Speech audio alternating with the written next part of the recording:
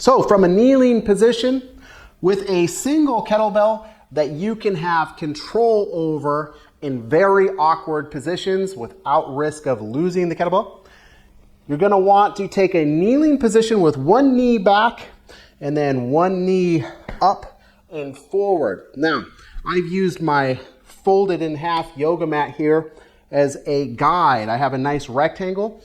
My down knee is going to be on the very back of this rectangle, dead set in the center. And then my front foot is going to be in the top corner of this rectangle. So I've got 2 out of 3 points of a tripod here. My left hand in this case is going to form the 3rd point of contact for this tripod. But first, I'm going to take my kettlebell into the rack position on the up leg side. So my right leg is up, so my right arm is holding the kettlebell in the rack position.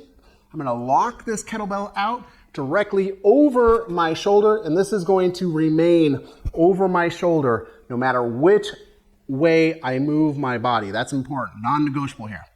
And then with my free hand, I'm going to reach down towards the ground, slow and in control. And in this case, it's going to be about parallel with my forward foot on the opposite front corner of my mat. Once I've secured the kettlebell in the down position, I can drop my hips down and then rotate my body back up to a fully locked out position. And then repeat as many times as necessary. The non-negotiables are always keeping this bell locked out over your shoulder no matter which way your body moves. You don't want it getting in front or behind or out to the side of your shoulder. That can be very dangerous. And then doing this slow and in control. We don't use momentum for this exercise.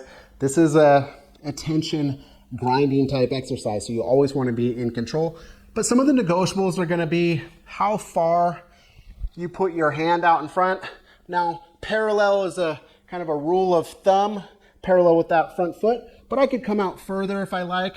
And another negotiable is sometimes you'll want to come down a little bit lower. You can bend that arm. Some people can even get their elbow down to the ground if they have really good mobility. But those are all negotiables. And then, of course, the amount of weight that you use. But make sure it's a weight that you are 100% confident that you can control without anybody helping you. And then always bring the bell down to the rack and then 2-hand clean it back down to the ground very safely. And that's how you perform